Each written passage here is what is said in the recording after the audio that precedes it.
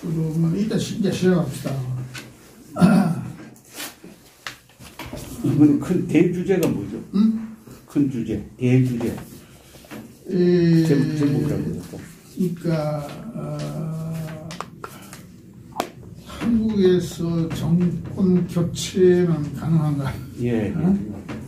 미국도 바뀌고 일본도 막 자민당이지만은 일단 저희 다시 바뀌었잖아요. 다음 순서는 한국이 아니에요. 그래서 만약에 교체한다 때는 보수 세력이 탈권은 가능한가? 그러니까 보수 세력의 재생 가능한가? 뭐 그런 주제죠. 그거 하고 마지막에 한일관계를 지켰어요. 근데 먼저 지금 저 정치 상황. 근데 조갑재 씨가 지금 아주 유력한 보수 농객으로 활약하고 계시는데 그 중에 매체 하나로서 유튜브 방송하고 있잖아요. 네, 그 시청자도 많고요. 근데 요새 그 문재인 정권 하에서는 특히 TV를 통해서 TV를 중심으로 해서 고위 정권 영향 하에 들어가 있잖아요. 그래서 그에 대한 불만을 가진 분들, 특히 보수 성향 사람들은 텔레비를 안 본다 해가지고 유튜브로 많이 가입다는 현상이 있었잖아요. 근데 근래 와서 특히 미국 대선에 관한 페이크 뉴스가 우파 보수 계열의 유튜브에 많이 나와가지고 실력에서 많이 떨어졌다는 거 그거 하나 한번 소개해 주세요. 왜 그런 건지. 쿨이란 거 아니냐. 여기 오기 직전에 유튜브에서 발표를 했습니다.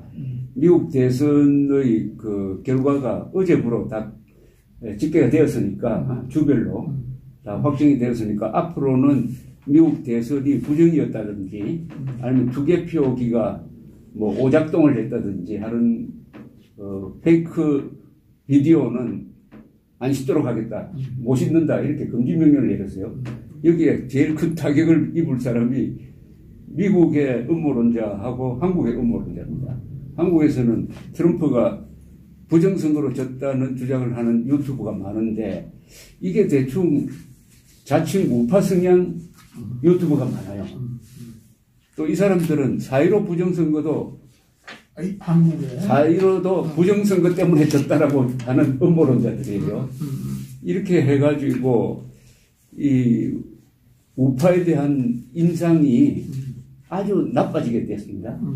특히 4.15 부정선거를 주장한 이후에 보수가 아닌 중도나 무슨 좌파 쪽에서 보면은 좀 이상한 집단으로 보이거든요. 이렇게 됨으로써 한국 우파가 내부적으로 또 분열이 되버렸어요. 우리 우파의 큰 문제 중에 하나가 4.15 총선을 겸허하게 받아들여가지고 반성을 하고 새 출발을 해야 되는데 이게 우리가 잘못한 게 아니고 문재인이 부정 투개표를 해가지고 졌다. 그쪽으로 책임을 뒤집어 씌워버리니까 아주 냉정한 이 분석이 되지 않았습니다. 냉정한 반성이 되지 않아 놓으니까 어떻게 보면 좀 지금 우파는 질이 밀릴 상태라고 보여지고 그게 연동돼가지고 국민의힘도 마찬가지입니다. 그런 이야기 들으면은요, 트럼프의 재선을 원했던 게 오히려 청와대 그 문제잖아요. 그렇죠. 그러니까 남북관계 김정은과의 친하다고 해가지고. 근데 그런 요새 대해서 반대했던 사람들이 우파 보수인데 그 사람들이 왜 그 트럼프 당선을 원했던 건가요? 원했던 거 아니면은 우선 재수삼아서 그렇게 하는 건가요? 우선 한국 사람 전체로 보면은 좀 트럼프가 당선되어야 된다고 주장한 사람이 4, 바이든이 되어야 된다고 희망했던 사람 1이에요. 4대 1입니다. 예. 그리고 미국 교포들 중에서 이번에 투표한 사람 중에서 바이든 찍은 사람이 한 2, 그리고 트럼프 찍은 사람이 1. 압도적으로 한국 사람이 바이든을 지지한 건 사실이에요. 그런데 다만 유튜브를 하는 사람들이 이 음모론을 좋아하니까 미국에서 퍼뜨리는 음모론 여기에 편성을 한 건데 그중에 상당수는 이 트럼프가 중국을 압박한다. 중국에 대해서는 바이든보다도 트럼프가 더 잘한다. 이런 생각을 갖고 있는 거예요. 또 그 중에 일부는 이 기독교인들이 또 많아요. 기독교인들이 붙들이는 음모론이 또 있거든요. 그러니까 트럼프가 미국에서도 기독교인들 지지를, 골수 기독교인들 지지를 많이 받는다고. 그게 또 한국에 영향을 주고, 이렇게 말하자면은, 그러면서도 트럼프가 김정은에 이용당해가지고 뭐 한미 군사훈련을 중단시켰다든지 비핵화 사기극에 동조했다든지 하는 건 또 새까맣게 잊어버려요. 그러니까 이거는 뭐 음모론에 빠지면 사람이 이성을 상실하니까 그게 다 또 우파를 대표하는 건 아니니까요. 근데 우파 보수 계열의 유튜버들이 요새 아주 이 평가가 떨어졌다는 거잖아요. 근데 그렇다면 조갑셋이로 약간 영향이 있는 거 아닙니까? 완전히 또 다른 차원이지만. 저는 뭐 항상 음모론을 반대하는 입장이고 사실 위주로 가니까 저는 괜찮아요. 오히려 평가가 높아져요. 뭐 그렇다고 볼 수가 있지. 그러니까 그렇다면 다행입니다. 그리고 유튜브가 이게 한국의 유튜브가 여론에 특히 정치 여론에 끼치는 영향이 그리 크지 않다고 봅니다. 저는. 그래요? 예, 왜냐하면은 이게 에코 챔버 역할이에요. 그러니까 이 공간처럼 목소리를 크게 하면은 메아리가 막 울리기는 하지만 바깥으로는 안 들려지는 거야. 자기들끼리. 자가 소비. 예, 자기들끼리. 그래서 확장이 되려면은 합리성이 있어야 되거든요. 그렇지 않습니까? 그리고 사람들이 스마트하게 보여야 되잖아요. 그죠? 깊이 인물이 되면 안 되잖아요. 예, 그런 점에서 한국의 이 극성 유튜브는 부정적 영향이 오히려 마이너스 영향이 더 클 수도 있다고 생각합니다. 오히려 그러면 이번 기회에 정리가 될지 모르겠네.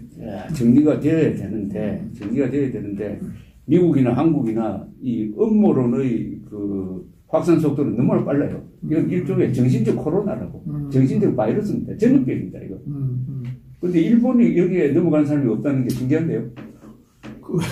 일본에서 유튜브에 대한 관심은 있긴 있지만 거의 엔터테인먼트 차원에서 그렇죠. 관심이 있고 정치적인 면이라든가 또 언론 매체로서는 거의 평가를 안 받고 있어요. 그런데 미국도 트럼프가 부정선거다 해가지고 거짓말하고 유튜브가 등이 확산시키고 하니까 미국 사람들 공화당원 중에는 약 70%가 부정선거라고 믿고 있거든요.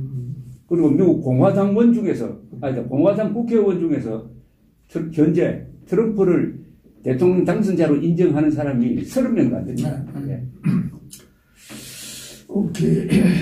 네, 지금 그냥 본론에만 들어갑시다. 최근에 가장 주목할 만한 현상이 문 정권에 대한 지지율이 많이 떨어졌다는 거죠. 흔히 문 정권의 일본말로 말하자면 안반 지지세력, 안반 지지세력이라고 하는데 안반 같은 바위 같은 골수 지지세력 40% 있다고 해서 그동안에 거의 40% 이상이 돼 있었죠. 근데 이제 최근에 와서 갑자기 30%로 떨어져서 약간 화제가 되는데요. 그것이 문 정부의 하나의 레오다시아겠다라고 할 수 있는 건지, 또 특히 배경 이유 같은 거 어떻게 봐야 될지, 보수 입장에 있어서는 아주 기대할 만한 이게 현상인데요. 어떻게 생각하세요? 최근에 지지율이 떨어진 데 가장 기여를 한 사람이 추미애 법무장관이거든요. 추미애 법무장관이 윤석열 검찰총장을 몰아내기 위해서 여러 가지 무리수를 둔 데 대해서 국민들이 반발한 겁니다. 그래서 30%대로 떨어졌죠. 지금 37% 정도 됩니다. 취임 이후에 최저죠. 그러나 역대 대통령 보면은 역대 대통령이 요 시점에서의 지지율에 비하면은 그렇게 떨어진 게 아닙니다. 그 그걸 하나 전제로 하고, 그 다음에 이게 문재인 정권의 레임덕을 만들 거냐 하는 데 대해서는 조금 신중할 필요가 있는데, 레임덕이 되려면 국회가 좀 흔들려야 되고, 내부 분열이 일어나야 돼. 예. 이 집권 측에서 내부 분열이 일어나야 되는데, 국회는 거의 3분의 1을 잡고 있고, 아직 내부 분열의 요소는 보이지 않습니다. 지금은 그래도. 그러나, 하나 가장 중요한 게 한국에서 가장 강한 권력기관은 옛날에는 정보부나 보안사였지만 지금은 검찰이거든. 근데 검찰이 윤석열 검찰총장이 버티는 바람에 문재인 정권의 말을 안 듣는다. 말을 안 듣게 됐습니다. 말을 안 듣게 됐어. 이것은 문재인 권력을 굉장히 약화시키는 거라고 봅니다. 그러니까 한국에서는 권력을 유지하는 데는 공포감이 있어야 되는데 옛날 같으면은 정보부라든지 안기부라든지 보안사라든지 이런 권력기관이 있었는데 지금 그게 없는 상태에서 유일하게 검찰이 있다고. 그런데 안 되잖아요. 그런데 한국은 민주화 과정에서 두 가지가 안 되는 나라가 됐습니다. 하나는 고문을 못하는 나라. 고문. 불러서 고문하는 거 있잖아요. 고문. 토처. 네. 고문을 못하는 나라가 됐고 그 다음에 한국은 비밀경찰이 없는 나라가 됐어요. 그래서 고문 못하고 비밀경찰을 운영하지 못하면은 진짜 독재는 불가능하거든요. 그런 점에서 검찰까지 반정부적으로 돈다고 하면은 이 정권의 힘인 공포감이 약화되는 건 사실이고 그게 레임덕으로 이어질 가능성이 많습니다. 아까 그 말씀이 아직까지 국회를 장악하고 있죠. 3분의 2 가까이에.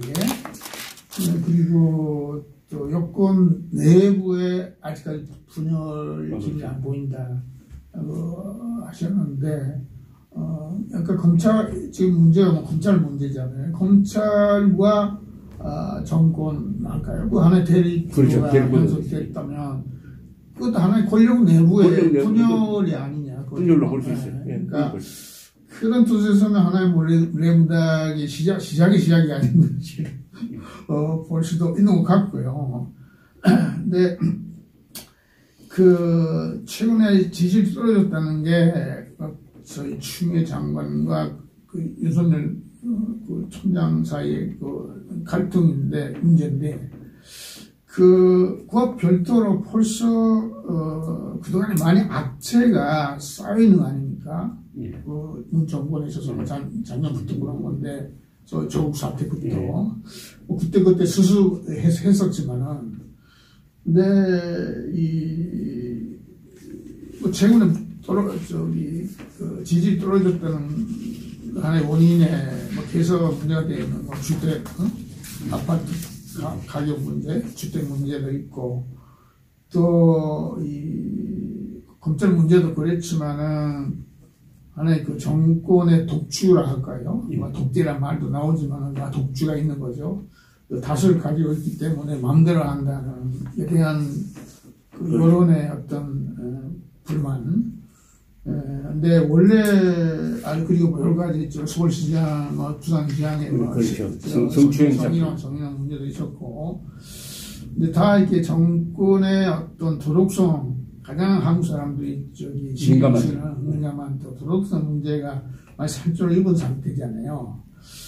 그래서 원래 근데 이번에 검찰 문제가 터졌는데 원래 코로나가 없었더라면 작년에 조국 사태처럼 어떤 대규모 보수 반정부 세력의 시위가 일어났을 텐데 다행히 코로나 때문에 다 차지하고 아니면 억압당하고 있고 하는 거잖아요. 근데 그것이 묘하게 코로나 사태가 올해 총선 때도 결정적이었어요. 이 문재인 정부의 플러스되고 압승했잖아요. 근데 이때 지금도 마찬가지인데 묘하게 코로나가 이 플러스였는지 마이너스였는지 그런 건데 약간 비아냥하면은 계속 문 정부에 있어서는 플러스가 돼 있다. 정치적인 플러스 작용돼 있다. 근데 코로나가 빨리 수습도 안 좋은 것 같은 거 아니냐. 그러니까 또 내년도 새해 들어가면 여러 백신도 보급돼서 되고 해서 수습될지 모르는데 묘하게 그 코로나 사태가 수습되면은 이 문재인 정부의 레몬닥이 급속도로 침해되는 거 아니냐라고 볼 수도 있는 거 아닙니까? 저도 그렇게 생각합니다. 이게 지난주 갤럽 여론조사를 보면은 대통령이 잘한다고 하는 이유 중에서 제1등이 코로나 대처를 잘했다는 겁니다. 그게 27%예요. 그 다음에 대통령이 잘못한다라고 생각하는 이유 중에 첫째가 부동산 정책, 두 번째가 법무부와 검찰 갈등, 이렇게 되어 있습니다. 이 지방선거는 당시에 자유한국당이 완전히 대패를 했는데 그거는 트럼프 때문에 그래 됐어요. 그 하루 전에 있었던 싱가포르 회담이 그리고 그 몇 달 전에 있었던 4.27 판문점 선언이 평화 무대를 만들었거든. 비핵화, 저는 그걸 비핵화 사기극이라고 생각하는데 비핵화 평화 무대를 만든 여세를 몰아가지고 여당이 압승을 했고 이번에 지난 4월 총선은 결정적으로 코로나 때문입니다. 코로나가 확산되다가 우리 의료진이 아주 잘 버티고 해가지고 코로나를 줄이면서 동시에 이 정부에서 각종 지원금을 줬다고. 네, 각종 지원금을 선거 직전에, 투표 직전에 줬습니다. 이 두 개가 합쳐져가지고 돈을 뿌린 거죠. 돈을 뿌린 거죠.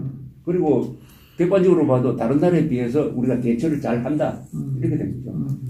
그런데 역설적으로 이번에 우리가 코로나 대처를 잘 하는 데는 누가 공이 결정적이냐 하면 그것은 박정희와 박근혜입니다.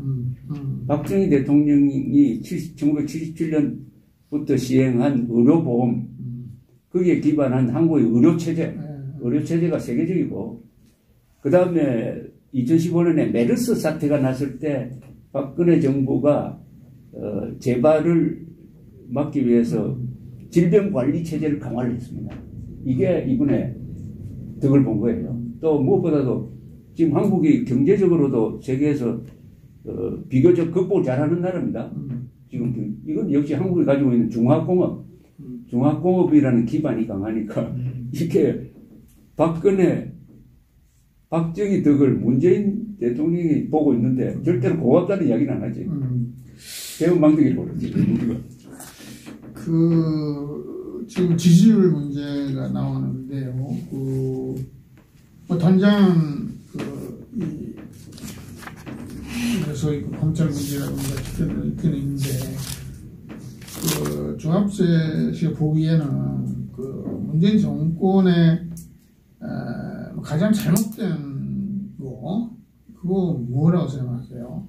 아마 그것도 여론 동향이 여러 가지인데 저는 문재인 정권은 한마디로 말하면 문명 파괴 세력이라고 봅니다. 문명을 파괴한다는 것은 뭐냐면은 문명의 기반이 세 개 아닙니까? 하나는 사실, 과학, 법치, 사실, 과학, 법치를 부정하는 정권이거든요. 그리고 헌법도 수시로 위반하고, 그건 법치에 들어가겠는데, 하나씩 예를 들면은, 과학을 부정한다는 것은 뭐냐면은, 후쿠시마 원전 사고로 1300 몇 명이 죽었다. 그러니까 한국은 탈원전으로 가야 된다. 이런 논리 아니었습니까? 2017년에. 네. 한 사람도 그때 안 죽었잖아요. 그러니까 이런 완전히 페이크 뉴스에 기반해가지고 정책을 펴니다. 그리고 대한민국은 1948년 8월 15일에 건국되었는데 대한민국은 1948년 8월 15일에 건국된 적이 없다. 그리고 6.25는 내전이다. 뭐 이런 식으로 모든 정책의 기반이 거짓말입니다. 사실 부정하고 그 다음에 법치 부정하는 거는 뭐 더 말할 것도 없고 그 다음에 과학도 부정하고 이러니까 문명 파괴 세력입니다. 문명 파괴 세력인데 정치적 이념은 문재인 정권의 가장 중요한 거는 이념으로 봐야 돼요. 이 사람들이 이념 결사체인데 이 이념은 계급투쟁론이거든요. 계급투쟁론. 이 세상을 가진 자와 덜 가진 자. 계급사관으로 보는 거 아닙니까? 그리고 그게 정책에 그냥 반영이 되죠. 그래서 사람이 먼저다라고 요새 부르짖는데 그거는 우리 사람이 먼저다. 우리 편 사람이 먼저다지 국민 전체를 동등하게 취급하지 않습니다. 철저한 개혁적 정책을 펴고 있는 거죠. 그래서 제가 문명 파괴 세력이고 법치 파괴 세력이고 과학 부정 세력이라고 하는데 다만 그렇게 되면은 이게 전체주의로 갈 수 있는 요소가 참 많아요. 저는 독재와 전체주의의 차이가 역사를 조작하느냐 마느냐. 역사를 조작하면 그때부터 전체주의로 가는데 문재인 정권은 역사를 조작하려고 하고 있거든요.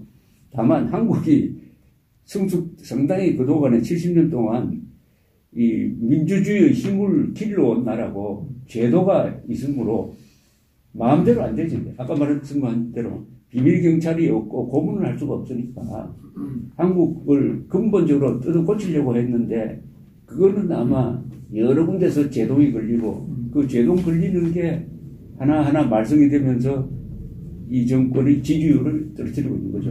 네. 제가 최근에 문재인 대통령이 대통령 취임하셨을 때 취임사 연설 스피치가 있잖아요. 그걸 다시 봤는데 그걸 봤더니 지금 상황은 완전히 반대로 돼 있고 나쁘게 말하자면 많은 거짓말 하셨구나라고 느낄 정도인데 아까 저 앞에서 약간 이념적인 문제를 말씀하셨는데 그것보다 훨씬 구체적으로 일단 국민 대다수가 느끼는 문제가 있다고 봅니다. 근데 취임사를 보면은 가장 강조했던 게 소위 뭐랄까요, 공정한. 물론 평등, 공정, 정의랑 그다음 통합, 통합 그런 그거예요. 근데 분열과 갈등의 정치를 바꾸겠다라고 하고 항상 대화 정치, 대화를 전례화한다던가 막 그런 말이 나오고 이거 소통 특권과 반칙이 없는 세상을 만들겠다던가 소통하는 대통령, 그러니까 국민 여론과 잘 의견 교환할까요? 커뮤니케이션 잘 되는 대통령 되겠다라든가 그런 것들이 계속 나왔는데 우리 기자 입장에서 볼 때요. 소통 전혀 안 하시는 게 좀 소통 안 하고 통합 안 하고 공정하지도 않고 특히 기자들하고 거의 안 만나잖아요. 그건 묘하네요. 그래서 취임사와 또 반대로 가기 때문에 국민들도 대략 좀 안 되겠구나 묘하다 이렇게 느낀 거 아닙니까? 그래서 작년에 조국 사태 때도 저희 조국이랑 인물의 위선이 폭로됐는데 그런 것도 평등, 공정, 정의와 완전히 억울한 그런 인물을 선택했다는 거잖아요, 대통령이. 근데 국민들의 그런 뜻에서는 많이 스트레스가 쌓이는 거 아니에요. 그래서 다음은 좀 다른 정권, 다른 정치 세력이 필요한 거 아니냐라고 가는 거 아닌가 생각하는데 아직 좀 안 돼요. 지금 그러니까 문재인 우리나라에서 지금 세계에서 제일 거짓말 많이 하는 지도자가 트럼프, 김정은, 문재인 세 사람이거든요. 그런데 한반도에서 저는 회수에서는 김정은보다 문재인의 거짓말이 훨씬 많습니다. 그러니까 문재인의 말은 거꾸로 해석하면 거의 정확해요. 이 사람이 통합을 말할 때는 분열을 이야기하는 거고 이 사람이 윤석열 총장한테 임명장을 주면서 사안 권력을 수사를 해야 된다. 청와대로도 수사를 해야 된다. 라고 했는데 그 말은 사안 권력 수사하면 안 된다. 청와대는 수사하면 안 된다. 가만두지 않는다. 이런 식으로 해석을 하는 게 맞잖아요. 그래서 말의 신뢰성이 전혀 없어졌고 소통이 이 사람의 일정을 보면은 박근혜 대통령보다 더 소통이 안 돼요. 그리고 청와대에서 지난 시간이 너무 많아요. 참모들을 하고 지난 시간이 너무 많아요. 그래서 제가 아베 수상의 하루 일정과 이 문재인의 하루 일정을 비교하니까 이거는 게임이 안 되더라고요. 아베 수상은 뭐 하루에 보니까 장관 밑에 그 뭡니까 실무자들 뭐 국장, 심의관, 정보관 이런 사람들을 하루에 10명씩 만나거든요. 근데 이분은 장관도 안 만나요. 장관도 제대로 안 만나고 전부 청와대에 갇혀 있는 사람. 그러면 청와대 참모들이 영향을 많이 받는데 이 청와대 참모들이 과거에 극좌 운동권 아닙니까? 극좌 운동권. 그러니까 점점 문재인이라는 사람이 한 집단에 의해서 조종되는 사람이다. 그 사람의 말이라든지 이런 게 계속 왜 이렇게 현실과 맞지 않고 거짓말만 하느냐 하면은 조종되는 사람이다 하는 느낌이 강하게 옵니다. 그래서 이게 이 정권이 다시 2022년에 재집권을 하는데 큰 장애가 될 거예요. 문재인이 재집권에 가장 큰 장애물이 될 겁니다. 문재인. 아까 이런 국민과의 그 소통 문제가 나오는데요. 특히 언론과의 관계인데요. 제가 자주 한국 기자들한테 하는 이야기가 요새 한국 분들이 자기 나라 우리 민주주의 잘 돼 있다. 일본은 민주적으로 좀 떨어져 있는 나라다 식으로 오히려 일본을 비판하는 사람들이 많은데 민주주의는 우리가 1등이다 해가지고. 근데 그 이야기 나올 때 제가 하는 이야기가 아니 민주주의라는 게 권력 감시가 중요하지 않느냐. 특히 언론의 자유인데 그 청와대라든가 대통령의 동향에 대해서 이만큼 정보가 없는 나라가 어디 있냐고. 일본을 봐라. 매일 수상에 동향이라는 게 매일 신문에 나오고 그렇지. 아침 일어나서 또 잠잘 때까지 맞습니다. 몇 분마다 누구 만나고 누가 왔냐 어디 갔냐 다 나온다고. 그래서 한국 기자들도 먼저 그런 것을 민주화 정권이 됐다면 요거 왜 안 하냐고. 근데 청와대도 기자실이 떨어져 있잖아요.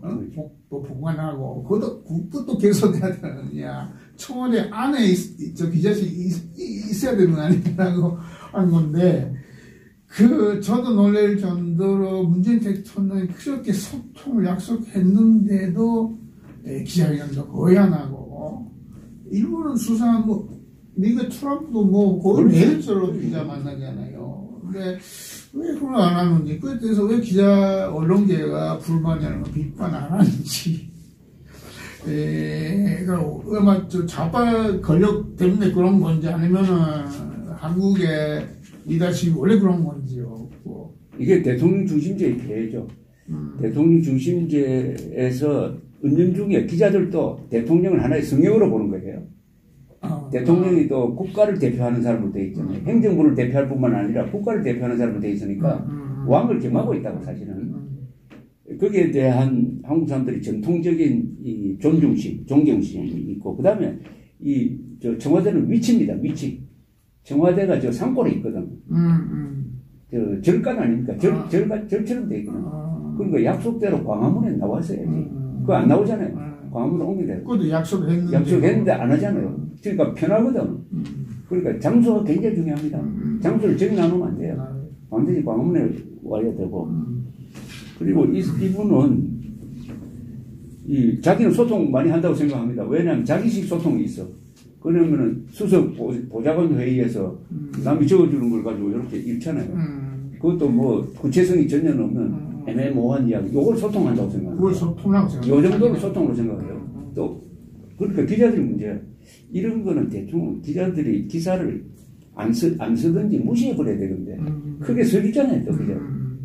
요거 아무 의미가 없는 걸 크게 써주니까 보통 사람들은 문재인으로부터 우리가 직접 이야기 듣는다고 착각을 하는 거예요. 이건 절대적으로 청와대 출입 기자의 문제입니다. 한국의 청와대 출입 기자가 바뀌어야 돼요.